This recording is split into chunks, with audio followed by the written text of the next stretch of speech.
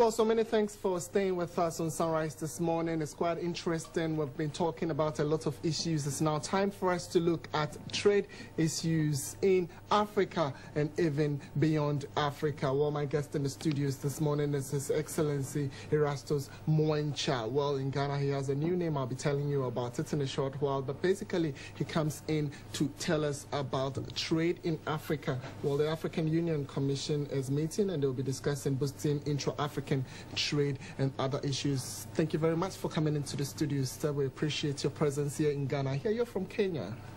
Yes, I am. Thank you very much, Kuku, for having me in your studio. Well, it's Farmers' Day today. Before I even go on trade, well, have you had any experience with farming just before I go on? I started as a young man looking after sheep and cattle. Oh. So I always believe that I'm a farmer. Well, despite his huge portfolio, he just started as a farmer. Well, for the sake of our viewers, let me just touch on your portfolio a little bit. Well, you've had that experience. Your experience includes that institutional development at the African Union Commission. You've also been involved with policy formulation and facilitating regional integration, as well as assisting the AU Commission to respond to emerging challenges coherently and competitively. Now, is that the situation? Yes, it is. Very well. Let me go on to my very first question then, which always bothers on the OAU-AU. I mean, the transition, was it that smooth? The transition was smooth in the sense that if you look at the mandate of the OAU, it was essentially to support African countries that were still under colonialism or apartheid to gain their independence. And that's why OAU was formed in 1963 with that primary objective. But the second objective was also to foster regional integration.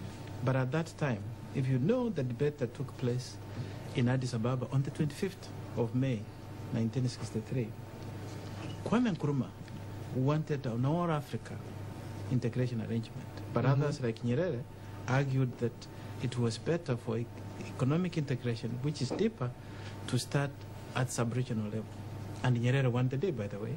And that's what happened at the end, that we agreed that for the continent, focus on political liberation, but for economic, create sub-regional economic communities like ECOWAS, East African Community, COMESA, SADC, that have continued on the work of integration. I'm sure we're still on the economic stage then, but let me come to very key issues. Now, there's a preparations for the 7th AU Trade Ministers Conference and the 18th Ordinary Session of the African Union Assembly of Heads of States and Governments will come January, February 2012, for which course you're here and we're talking issues on trade in Ghana.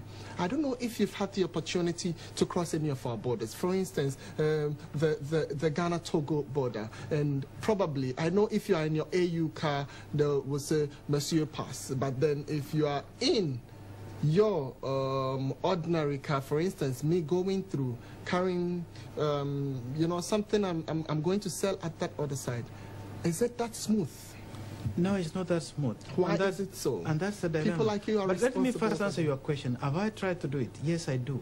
In fact, I cross borders. That's part of my life. And occasionally, especially in my previous life, when I was Secretary General of COMESA, I would sometimes go incognito in a truck, go to a border just to experience how long it takes for the border to cross, you know, from one country to the other. What were your experiences? Of course, when you saw the frustration, first of all, the number of roadblocks that you went through, and when you get to the border, you have to deal with so many agencies, one after the other, double. On the exit side and on entry side. Exit when you're leaving a country, they want to check on your cargo, what is it that you are carrying? Is it, you know, illegal merchandise? And have you done all the necessary procurement in the country that was illegal? True. And as you enter the other country, the customs officials, the police, the immigration that you go through. And by the way, there is statistics which show that every time a truck is delayed for a day on the border, that is 1% of the total cost of the product. So if it is delayed by 10 days, 20 days, and sometimes it can take that much, sure, already you have lost 20% additional of that. cost is added to the product coming. Then obviously, in few words, you agree that there's actually no free trade and it's actually on paper. No, I mean, the fact that you may have cases happening, it doesn't mean the entire continent is all bleak. We have some situations in the continent. Are we just not embracing a talk shop where the commitment is with heads of states and not particularly the people on the ground? Give me a minute to develop this point. Okay, go ahead. Within Africa, we now have some regional economic communities that are making progress. Of course, it is not as good as we would have liked to. We have now free trade areas which have been established, for example, in East African Community, in the Common Market for Eastern and Southern Africa, in Southern African Development Community, to the extent that these three blocks have now agreed to create a mega free trade area. And that is because over the last 10 years, especially in COMESA, what we have seen, trade has grown tremendously. And you can see the variety of products that are being traded, which are not necessarily primary products, which is encouraging those member states to advance. But that doesn't mean all is well. Okay. Yeah. West Africa, where we belong, a lot of Ghanaians are watching by now, millions of Ghanaians, and they are worried about Ghana and other countries, the West African sub-region. Is that where the challenge is? That's why the summit of heads of state and government in January next year is trying to focus on this, to ensure that the continent develops on an even keel, because we do realize in West Africa, you talked about crossing borders. You have done better than that because you have a passport, and moving across borders, particularly for people, migration, individuals, at least for a short term, is much easier than Eastern Africa. But what we see in West Africa, the trade aspect, is not doing as well as what we see in Eastern Africa. Hence the summit focus on these issues.